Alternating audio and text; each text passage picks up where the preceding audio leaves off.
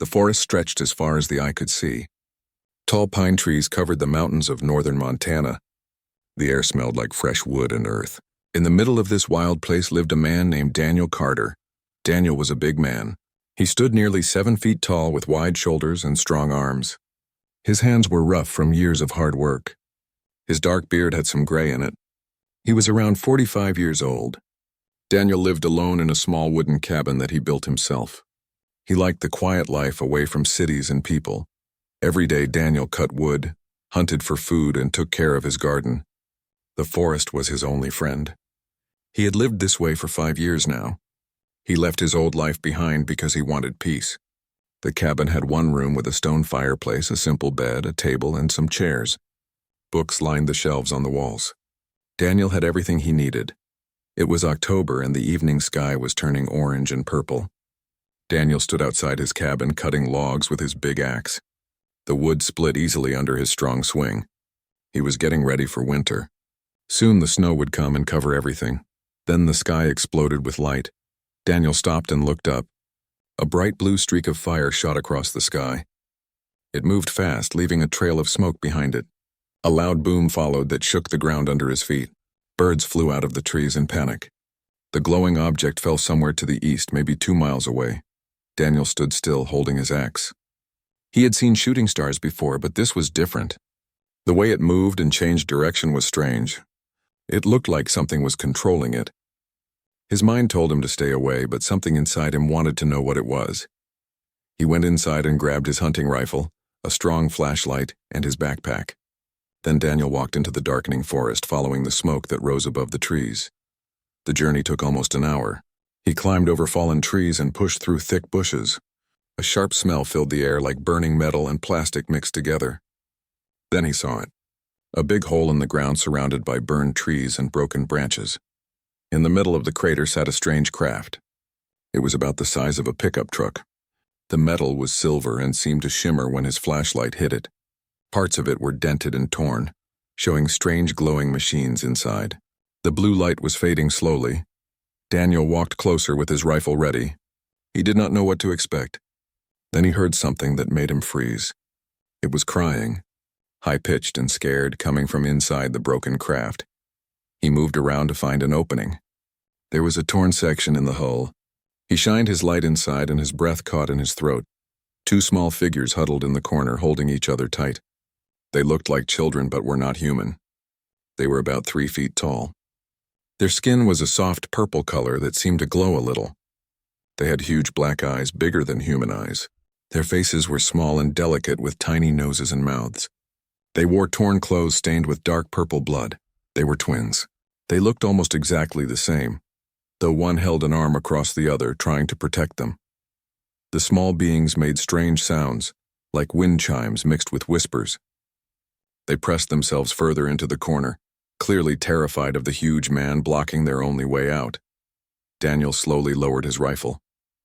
He raised his hands with palms up to show he meant no harm. His voice was deep and gentle when he spoke. "Easy now. I will not hurt you." They did not understand his words, but his calm tone seemed to help a little. The protective twin made more chiming sounds. Daniel noticed a deep cut on the smaller one's leg. Dark purple liquid leaked from the wound. His decision came quickly. These were children. They were hurt and alone. Whatever they were, they needed help. Daniel put down his rifle completely. He slowly reached out his hand, palm facing up, and waited. The twins looked at each other. Some silent message passed between them. Then slowly, the protective one reached out and placed a tiny 3-fingered hand in his large palm. Their skin felt warm and surprisingly soft. Daniel felt something change inside him. The wall he had built around his heart started to crack. "It is okay," he said softly. "Let me get you out of here." He helped them climb out of the wreckage. They were so light, each weighing barely 20 pounds. The injured twin made small sounds of pain as they moved. Daniel knew they needed medical help, but he had no idea what their bodies needed. He looked at the 2 small aliens staring up at him with those huge dark eyes. His quiet, lonely life had just ended. Somehow he did not mind at all. Getting them back to the cabin would be hard. The injured one could barely walk. The protective twin tried to support their sibling, but they were both too small and weak. After watching them stumble a few times, Daniel made a choice. He emptied his backpack of everything except his first aid kit. Then he carefully placed both children inside, leaving the top open so they could breathe and see. The protective twin made worried sounds at first, but when Daniel spoke gently and started walking carefully, they seemed to understand. He could feel them shifting inside the pack. The injured one whimpered with each step. Daniel moved as gently as possible, choosing the smoothest path through the forest. The moon was high in the sky when his cabin appeared through the trees. Its silver light made everything look magical. Daniel carried his precious cargo inside and gently set the pack on his wooden table. The twins climbed out slowly. Their big eyes looked around at everything. They saw the fireplace, the simple furniture, and the books on the shelves. Daniel lit several oil lamps to make the room bright and warm. He guided the twins to sit on his bed. The injured one was shaking. Their purple skin looked pale and sick. The cut on their leg was worse than he first thought. It was deep and ragged, still leaking that glowing purple blood. Daniel knelt down in front of them and moved slowly. He opened his first aid kit and pulled out antiseptic, clean cloth, and bandages. He held them up for the protective twin to see. Then he pretended to clean and wrap a wound on his own arm. The protective twin seemed to understand. They made chiming sounds to their sibling, who nodded weakly. Daniel took that as permission to help. He worked as gently as he could. He cleaned the wound with antiseptic solution. The injured twin hissed and gripped their sibling's hand but stayed still. Up close, Daniel could see their blood was not like human blood.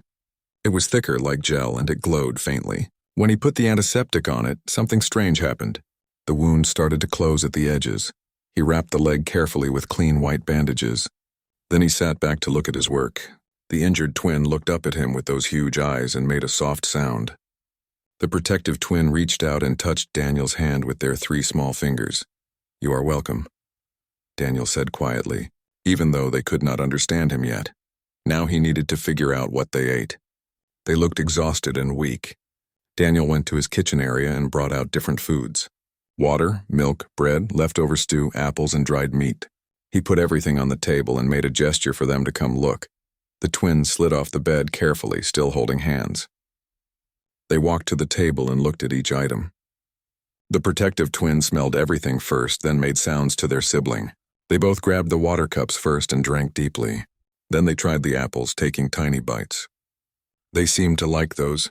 The bread was good too, but they completely ignored the meat. Daniel found himself smiling as he watched them eat. They had such careful manners. They broke the food into small pieces and ate slowly. They always made sure the other had enough before taking more. Even after everything bad that happened to them, they still cared for each other. When they finished eating, the twins began to look very tired. Daniel cleared off his bed and brought out spare blankets. He made a soft, comfortable nest for them. They climbed in without fear, curling up together like puppies. The injured one was already breathing better. Their color looked healthier. Before they fell asleep, the protective twin looked up at Daniel. They placed a small hand over their own chest, then pointed at their sibling. They made 2 sounds that might have been names. Daniel pointed at himself. "Daniel," he said clearly. "I am Daniel," they tried to repeat it. "Danielle," he nodded and smiled. Then he pointed at each of them and raised his eyebrows in question. The protective twin touched their chest. "Cree," they said. Then they pointed at their sibling. "Vey." "Cree and Vey," Daniel repeated carefully. The twins looked pleased that he said it right. As they drifted off to sleep, Daniel sat in his chair by the fire. He tried to understand everything that just happened. There were aliens in his cabin. 2 small, hurt, scared alien children who crashed in his forest. They were now sleeping in his bed. It seemed impossible, but it was completely real. He thought about what he should do next. The smart thing would be to call for help, to contact authorities. But something stopped him. He knew too well how such things usually ended. These children would become test subjects. They would be locked in laboratories and studied like insects. No, he would not let that happen. Not to Cree and Vey. Daniel made a decision that night that would change his life forever. He would keep them safe and hidden until they were healed and strong. He would protect them no matter what it took, whatever that meant, wherever it led. The fire crackled softly. The next few days brought a careful rhythm to the cabin. Cree and Vey healed faster than Daniel expected. Within 3 days, the deep cut on Vey's leg had closed completely. Only a faint silver scar remained. Their bodies seemed to heal much better than human bodies did. Talking to each other was the hardest part at first. Daniel was used to being quiet and alone, but now he found himself talking all the time. He would point at things and say their names. He would repeat simple words over and over. He would act out what he was doing with his hands and face. Cree and Vey learned amazingly fast. Within just 1 week, Cree could say basic words like water, food, yes, no, safe, and danger. Vey was quieter and watched everything carefully. When Vey did speak, every word was chosen with care. Both twins seemed to understand much more than they could say. The twins also started teaching Daniel about themselves. They used hand movements, drawings in the dirt outside, and their growing collection of words. They told him they came from far away beyond the stars. Their people were explorers who traveled through space to learn about other worlds. Cree and Vey had been traveling with their family when something went wrong. Bad ones attacked their ship, Cree explained with fear in their eyes. They were forced into an escape pod. They did not know what happened to their parents and the rest of their family. When they tried to explain this, the sadness in their faces made Daniel's chest hurt. He learned that their species grew up slowly. Cree and Vey were young, maybe like 8 or 9-year-old humans. They were smart and curious. Even after all the bad things that happened, they stayed strong. Daniel also learned how to take care of them. They mostly ate plants. They loved fruits, vegetables, and grains. They could eat some earth foods, but seemed to prefer raw vegetables. Berries were their favorite. They needed less sleep than humans. They often stayed awake late into the night. They talked to each other in their musical language, which sounded beautiful to Daniel. Most important, he learned who they were as individuals. Cree was the brave one. Cree always wanted to explore and try new things. Cree was protective and fierce, even though they were so small. Cree always put themselves between Vey and anything that might be dangerous. Vey was gentler and more thoughtful. Vey was very smart and figured out how human tools worked. Vey was better at solving problems and finding ways to communicate difficult ideas. Together, they were amazing. One morning, about 2 weeks after the crash, Daniel was outside chopping wood. He heard excited sounds behind him. He turned around and saw both twins pulling on his pants, their eyes bright with joy. They pulled him toward the edge of the clearing, pointing at the forest. Daniel followed them, his hand moving to the knife on his belt just in case. But when they reached the trees, he saw what made them so excited. A young deer stood in a patch of sunlight, completely unafraid. Cree and Vey walked toward it slowly, making soft sounds. The deer bent its head down to them. Vey reached up and gently touched its nose. The twins had a special way with animals, Daniel realized. Over the next few days, he watched birds land near them without fear. Squirrels ate from their hands. Even shy foxes came out of hiding to watch them with curious eyes. "Your people must love nature," Daniel said one evening. They all sat on the cabin's porch watching the sunset. Cree and Vey rested against his sides, so tiny compared to his huge body. "Love," Cree repeated slowly, then added in broken English. "We love all life, all growing things." "Yes," Vey added softly. "Life is precious, sacred." Daniel felt warmth spread through his chest. These small beings had lost everything. They crashed on an alien world and were found by a giant stranger. But they still found joy in a simple sunset. They still respected and loved the life around them. Daniel had been alone in these woods for 5 years. He told himself he did not need anyone. He was happy with being alone. But now, with Cree and Vey leaning against him, their small hands resting on his arms, Daniel understood how empty that loneliness had been. One night, a big storm came. Thunder crashed and lightning lit up the sky. Daniel woke to the sound of crying.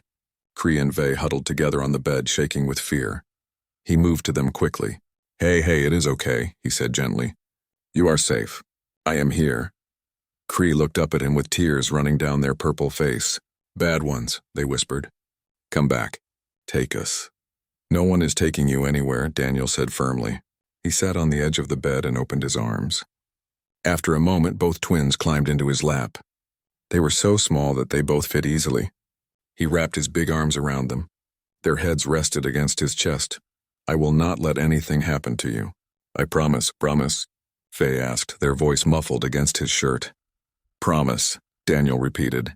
"You are under my protection now. Anyone who wants to hurt you has to go through me first." Cree pulled back a little and looked up at him with those huge dark eyes.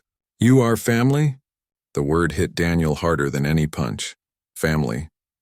He had left his own family behind years ago. He could not deal with their demands and expectations. He thought he was fine alone, but these two small beings had found their way into his heart. "Yes," he said, his voice rough with feeling. "If you want me to be, then yes. I am your family." Both twins wrapped their small arms around him as far as they could reach, which was not very far because of his size, but the hug meant everything. As the storm passed and they fell back asleep in his arms, Daniel Carter made a silent promise. He would protect these children with everything he had. He would be the family they needed. He would do whatever it took to keep them safe, even if it meant facing the entire world alone. Winter came to Montana and covered the forest in deep white snow. But Daniel's cabin stayed warm and comfortable. He changed some of his old clothes to fit Cree and Vey. They learned how to bundle up against the cold. They went outside to explore the winter world. Their laughter sounded like bells ringing through the quiet woods. Their English got much better. They could hold real conversations now. They asked questions about Earth and humans. They told stories about their own world. They described a place with huge crystal forests and floating islands. Their cities were built to work with nature, not against it. Their people valued knowledge and kindness above everything else. Daniel also learned more about what they lost. Their parents were scholars who studied different forms of life across the galaxy. Cree and Vey were with them on a normal research trip. When the bad ones attacked their ship, the escape pod's navigation was broken. They ended up on Earth by pure accident. Sometimes late at night, Daniel found one or both of them staring up at the stars through the window. He knew they were thinking about their lost family. He wondered if anyone was out there looking for them. 3 months passed in peaceful quiet. The twins became part of Daniel's daily life. They helped him with small tasks around the cabin. They played in the snow. They learned to read simple English words from his books. They taught him words in their language, though his human mouth could not make the sounds quite right. Daniel had never been happier. The loneliness that lived in his chest for so long was gone. Cree and Vey filled his life with purpose and joy. They made him laugh with their curious questions. They made him think about the world in new ways. They trusted him completely, but deep down, Daniel knew this could not last forever. Somewhere out there, the bad ones might still be hunting. Somewhere out there, Cree and Vey's family might be searching. Somewhere out there, the world was waiting to discover what he had hidden in his cabin. One evening, Daniel sat by the fire while Cree and Vey slept peacefully in their bed. He watched them breathe, so small and fragile. He had become their protector, their family, their entire world. The responsibility felt heavy but also right. He thought about the man he used to be. Angry at the world, running away from people, hiding in the forest because he could not deal with life. That man seemed like a stranger now. Cree and Vey had changed him. They showed him that caring about someone was not weakness. Love was not a burden. Family was not a trap. The fire crackled and popped. Snow fell softly outside the window. Inside the cabin, a giant human and 2 tiny aliens had created something beautiful. They had created a home. They had created trust. They had created love. Daniel did not know what the future held. He did not know if they would stay together or be torn apart. He did not know if he could protect them from everything that might come, but he knew one thing for certain. He would never regret finding them in that crashed pod. He would never regret opening his heart. He would never regret becoming their family. Whatever happened next, they would face it together. The next morning brought fresh snow and bright sunshine. Cree and Vey woke up excited to play outside. They pulled on their warm clothes and rushed to the door. Daniel smiled as he watched them. They had come so far from the scared, injured children he found in the wreckage. They built a snowman together, though it was more like a snow creature since Cree and Vey made it look like one of their own people. Daniel helped them reach the high parts. They decorated it with stones and sticks.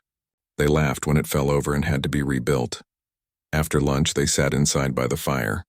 Daniel was teaching them a card game when Vey suddenly looked up at the window. Their expression changed from happy to alert The morning sun was barely up when Daniel spotted movement in the trees. 4 figures in dark tactical gear moved through the forest, heading straight toward his cabin. They moved like soldiers, careful and trained. Daniel's heart pounded as he watched them through his window. He turned to where Cree and Vey stood frozen in the middle of the room. "Go," he said quietly but firmly. "Hide now. Remember what I said. Stay there until I come for you." The twins looked terrified, but they obeyed. They rushed to the cellar and disappeared behind the false boards. Daniel heard the soft click as they pulled the hidden door shut. He took a deep breath and checked his rifle one more time. Then he stood by the door and waited. The knock came hard and loud. Daniel opened the door slowly, keeping his body blocking the entrance.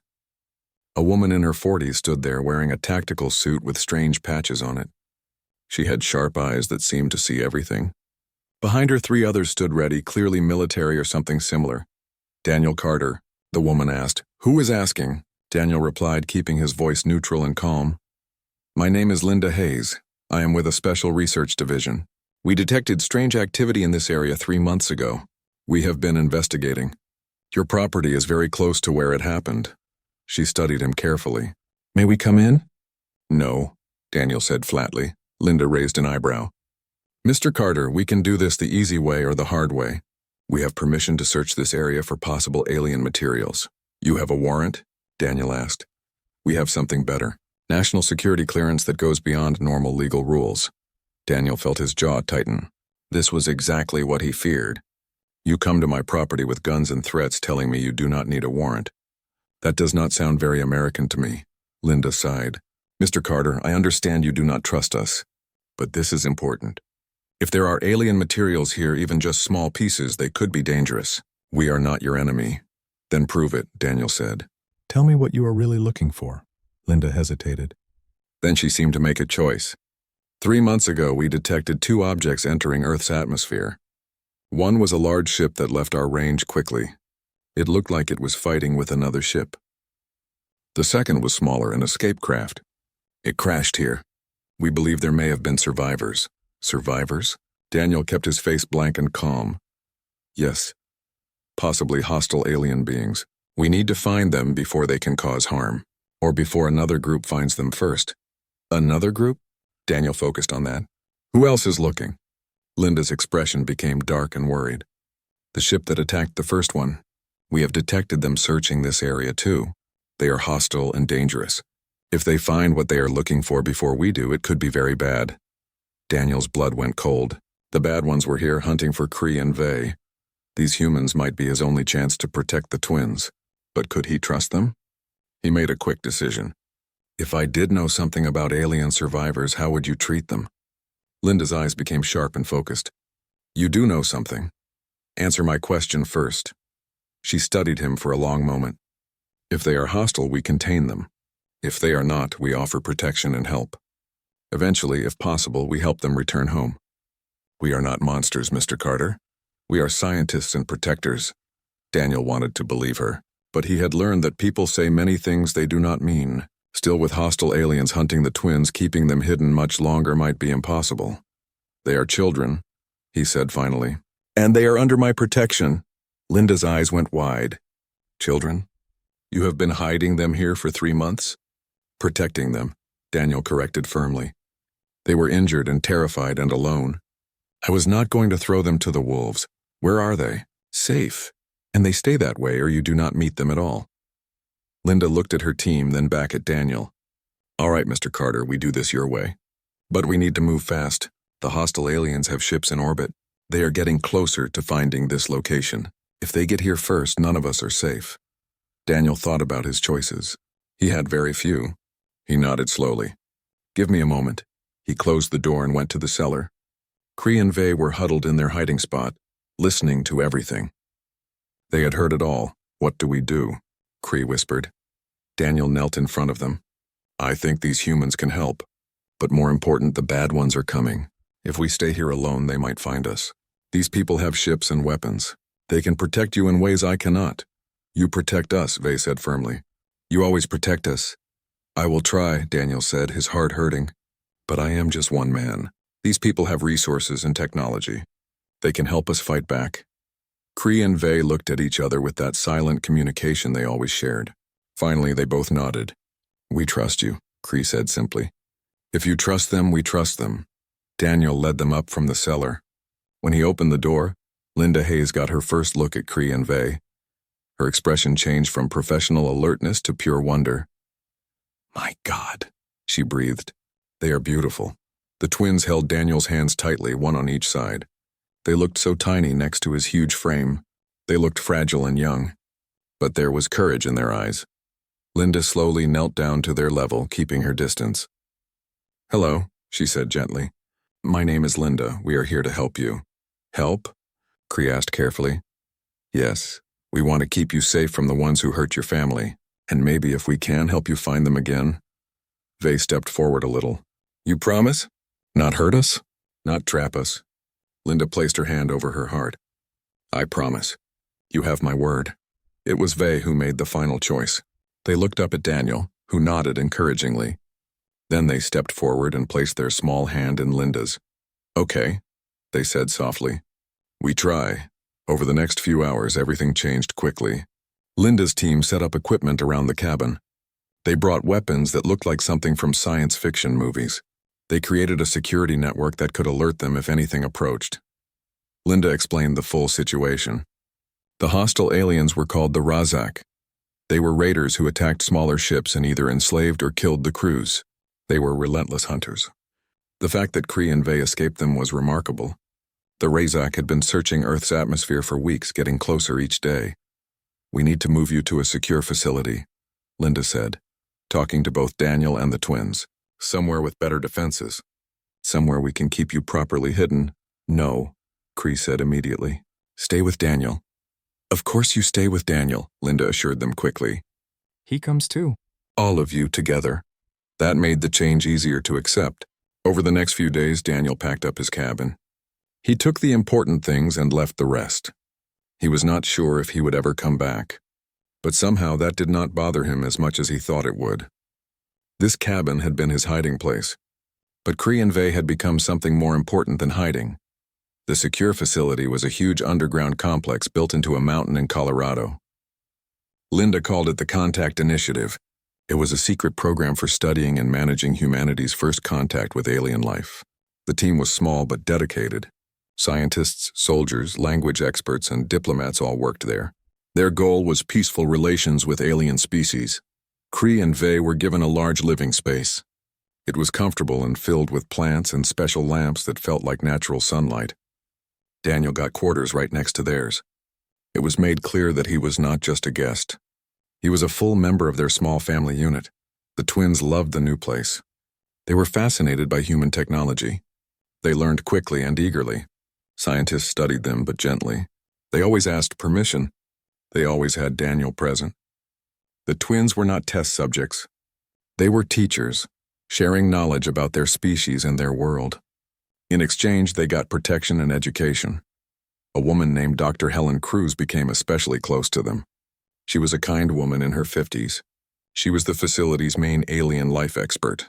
She treated Cree and Vay with the same respect she would give any children. Under her guidance, they learned advanced English, math, and earth science. They taught her about their people's biology, their medical knowledge, and their way of thinking about life. But every evening, the twins returned to Daniel. They ran to his quarters when they were tired or scared.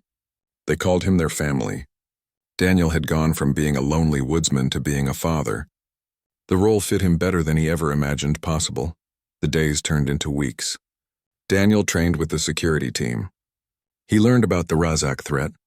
He studied alien technology. He became part of the team protecting not just Cree and Vay, but preparing Earth for a future with alien contact. Cree and Vay flourished. They grew stronger and more confident. They made friends with the staff.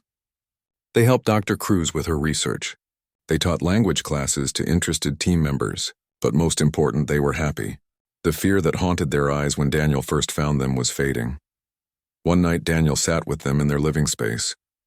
They were curled up on either side of him on a large couch reading books. It felt so normal, so peaceful, so right. "Daniel?" Vay said softly. 6 months had passed since Daniel and the twins arrived at the underground facility. Life had settled into a comfortable routine.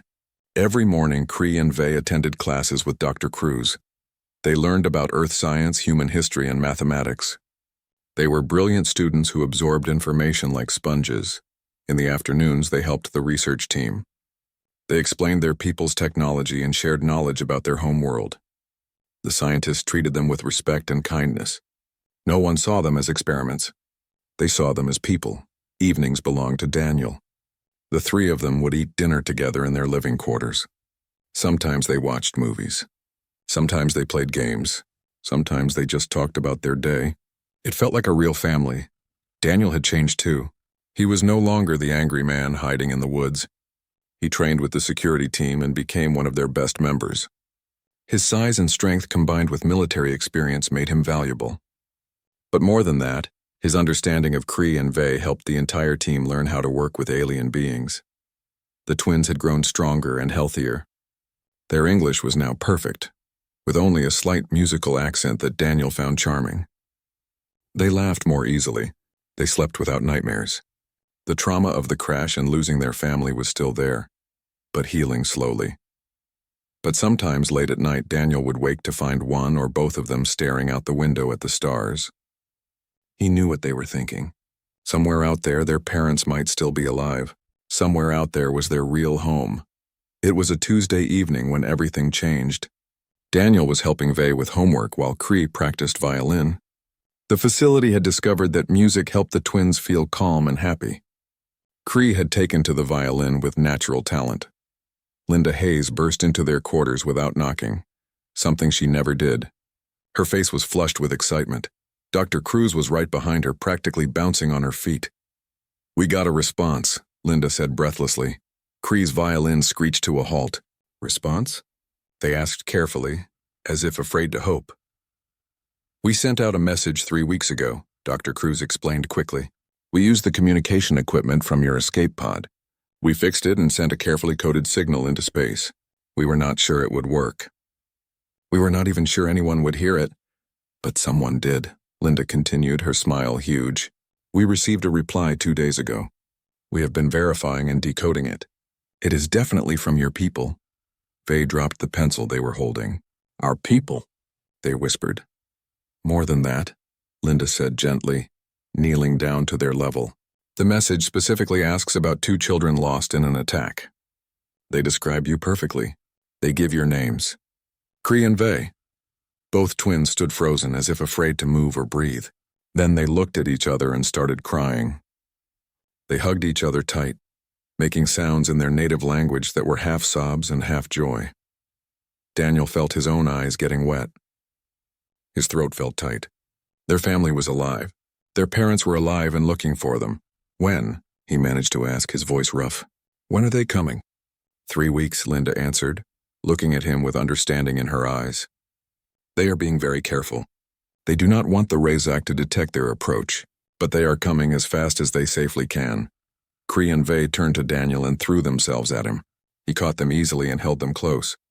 They were crying and laughing at the same time.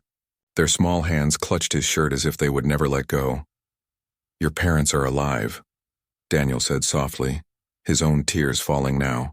"They are coming for you." "Yes," Kree sobbed, "but we do not want to leave you." "You need to be with your family," Daniel said, even though each word hurt. "They love you. They have been searching for you. You belong with them." "You are our family too," Vey said fiercely. "You are our Earth Father." "We love you too." Daniel could not speak anymore. He just held them and let them cry. Linda and Dr. Cruz quietly left, giving them privacy for this moment. The next 3 weeks were strange. The twins were excited and scared at the same time. They talked constantly about seeing their parents again, but they also got clingy with Daniel, following him everywhere, sleeping in his room instead of their own. Daniel understood. They were afraid of losing him just as they were getting their parents back. They did not want to choose. They wanted everyone they loved to be together. He tried to prepare himself for the separation. He knew it was coming. He knew it was right. Kree and Vey needed to be with their own people. They needed to go home. But knowing something in your head does not make your heart hurt less. At night, Daniel would lie awake and think about going back to his cabin. Back to being alone. The thought made him feel hollow inside. The twins had changed him completely. He could not imagine life without their laughter, their questions, their small hands holding his, their trust and love. But this was not about what he wanted. This was about what was best for Kree and Vey. and what was best for them was to be reunited with their parents and their people. Dr. Cruz found him alone in the training room one afternoon.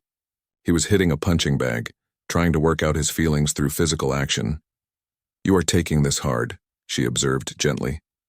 "I am fine," Daniel lied. "No, you are not, and that is okay." She sat on a nearby bench. "You love them. They are your children in every way that matters. Losing them is going to hurt. They are not mine to keep," Daniel said, hitting the bag harder. "They never were. That does not make it hurt less." Dr. Cruz was quiet for a moment. "You gave them something amazing, Daniel. You gave them safety when they were in danger. You gave them love when they were alone. You gave them a family when they had lost everything. That is a gift they will carry forever." "It does not feel like enough," Daniel admitted, stopping his workout and slumping against the wall. "It is everything," Dr. Cruz said firmly. "You saved their lives. Not just their physical lives. You saved them from trauma and fear and loneliness. You taught them that not all strangers are dangerous. You taught them that love can be found in unexpected places. Do you understand how important that is?" Daniel looked at her. "I just did what anyone should do. But most people would not have done it. Most people would have called the authorities immediately. Those children would have ended up in a lab, poked and prodded and studied. They would have been terrified and alone. Instead, they got you. They got warmth and safety and love. Never underestimate the gift you gave them." The day finally came. Daniel woke up early, even though the ship was not expected until evening. He found Cree and Vey already awake, sitting by the window and watching the sky.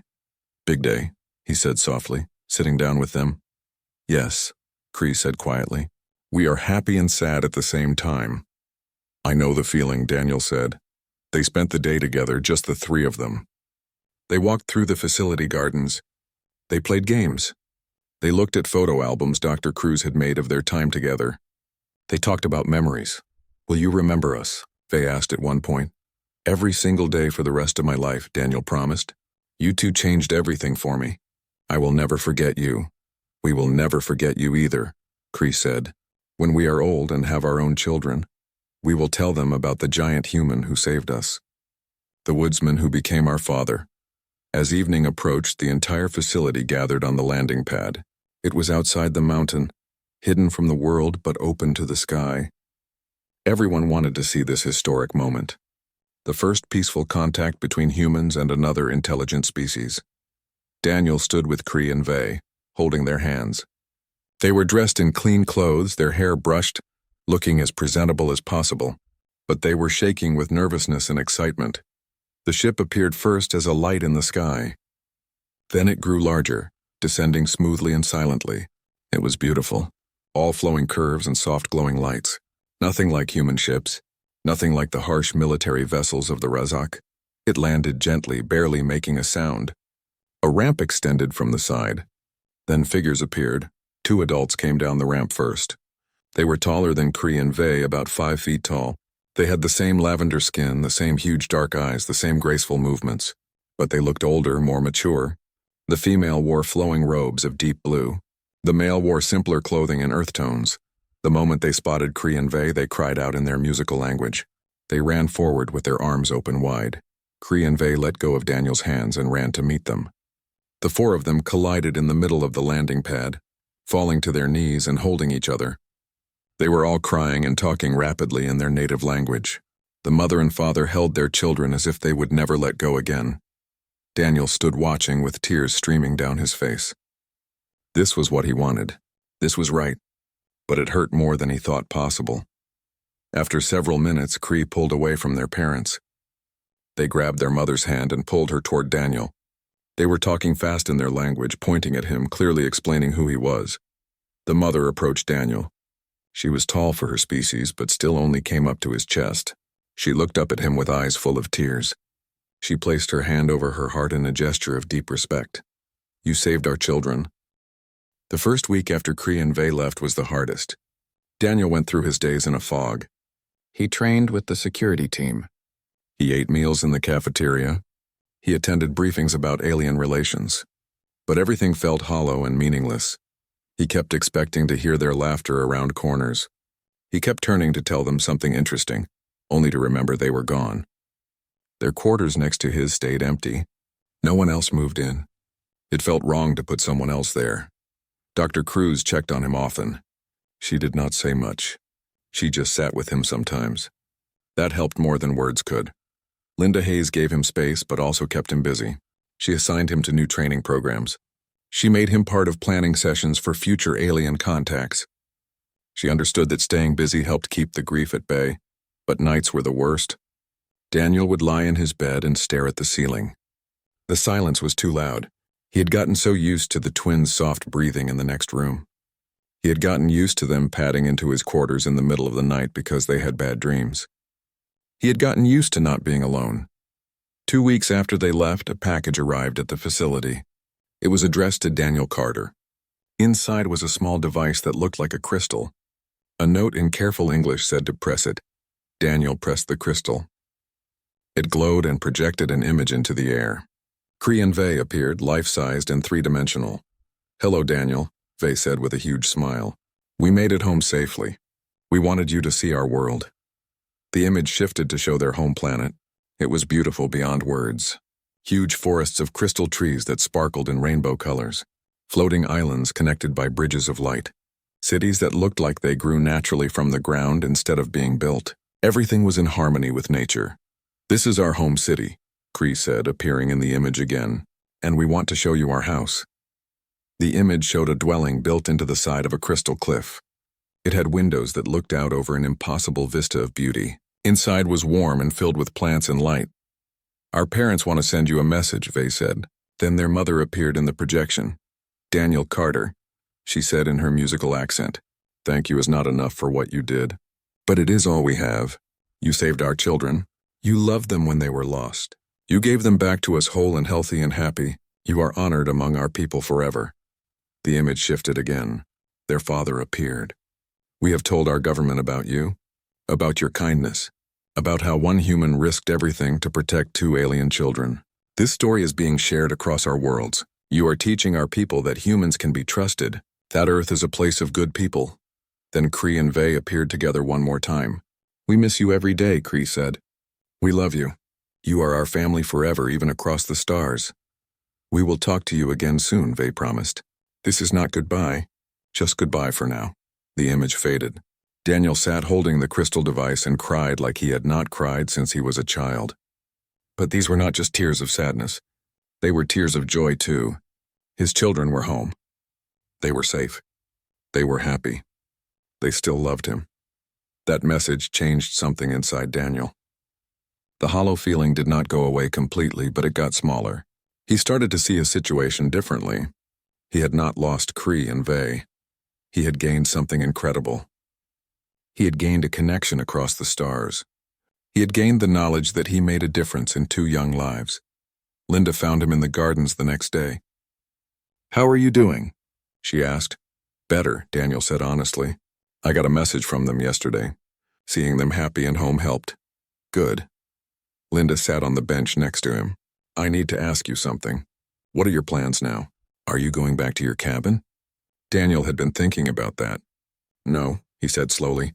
"I do not think I can go back to that life. Being alone does not work for me anymore. Cree and Vey showed me that. Would you consider staying here? Working with the Contact Initiative full-time?" "Doing what?" Daniel asked. "Being you," Linda said simply. "You understand something most people do not. You understand that aliens are just people. Different biology, different culture, but still people. You know how to see past the differences to the person underneath. We need that. Earth is about to make contact with multiple alien species. We need people who can build bridges instead of walls." Daniel thought about it. "You want me to be some kind of ambassador?" "More like a first contact specialist. When we encounter new species, especially ones that are scared or hurt or lost, you would be there. You would help them feel safe. You would show them that humans can be kind." Linda paused. "You would do for others what you did for Cree and Vey." The idea appealed to Daniel more than he expected. "I would like that," he said. "I would like to help." Over the next few months, Daniel trained for his new role. He learned alien languages and customs. He studied biology and psychology. He practiced diplomatic protocols. But his real skill was something that could not be taught. He knew how to make someone feel safe. He knew how to show kindness without expecting anything in return. The first real test came 4 months after Kree and Vey left. A small ship crashed in the Pacific Ocean. It was not hostile. The pilot was just lost and damaged. The contact initiative responded immediately. Daniel went with the team. They found a single alien in the wreckage, badly injured and terrified. They were about the size of a large dog, covered in blue fur with 6 legs and large golden eyes. While the rest of the team hung back, Daniel approached slowly. He used the techniques he had learned with Kree and Vey. He moved carefully. He spoke in soft, calm tones even though the alien could not understand English. He showed patience and gentleness. It took 2 hours, but eventually the alien let Daniel help them. They allowed him to treat their injuries. They accepted food and water, and when it was time to bring them to the facility, they chose to ride with Daniel instead of being contained. Linda watched the whole thing with amazement. "You made that look easy," she said. "It was not easy," Daniel corrected. "But I knew what to do because Kree and Vey taught me." More cases followed. A family of plant-based beings whose ship malfunctioned near Mars. A lone explorer who got caught in Earth's gravity well. A group of refugees fleeing persecution. Each time Daniel was there. Each time he helped them feel safe and understood. Word spread among alien species that Earth had someone special. Someone who could be trusted. Someone who saw people instead of specimens. Trade delegations started requesting Daniel specifically. First contact teams wanted him present. He became the face of human kindness to the galaxy. But he never forgot where it all started. Every night Daniel looked up at the stars. And once a week he received a message from Kree and Vey. They told him about their studies. They shared stories about their friends. They asked about his work. They told him they loved him. A year after they left, Kree and Vey sent a special message. They wanted to visit Earth again. Their parents wanted to meet Daniel properly. They wanted to bring a delegation to start formal diplomatic relations. The day they arrived, Daniel stood on the landing pad with his heart pounding. He was nervous and excited and happy all at once. The ship landed. The ramp extended, and 2 small purple figures came running out. "Daniel!" they shouted together. He knelt down and caught them as they threw themselves at him. They had grown a little. Their language skills were even better. But they were still Kree and Vey. They were still his children in every way that mattered. Their parents followed them down the ramp, smiling. They greeted Daniel with the hand-over-heart gesture of respect. Then their mother did something unexpected. She hugged him. "Thank you for loving our children," she said simply. "Thank you for being family." The visit lasted a week. Kree and Vey showed Daniel around their ship. They taught him more of their language. They played games and told stories and laughed together. Their parents watched with joy, seeing how strong the bond was. On the last night, they all sat together in Daniel's quarters. Kree leaned against his left side. Vey leaned against his right. Their parents sat across from them, smiling. "We want to ask you something," their father said. "Our people have a tradition. When someone saves a life, they become family. Not just in spirit, but officially. We would like to make you officially part of our family. Would you accept?" Daniel felt tears in his eyes. "I would be honored," he said, his voice rough with emotion. They performed a simple ceremony right there. It involved words in their language that Daniel tried his best to repeat. It involved the exchange of family tokens. When it was done, Daniel was officially the Earth Father of Kree and Vey. He was part of their family tree. He would be remembered in their history. "Now you must visit our world," their mother said. "You must meet the rest of our family. Our people want to honor you." "I will come," Daniel promised. "I would love to see your world." When they left this time, it felt different. It was not goodbye. It was see you later. They would visit again. He would visit them. They were family, and family stays connected. After they left, Linda found Daniel looking at the stars again. But this time he was smiling.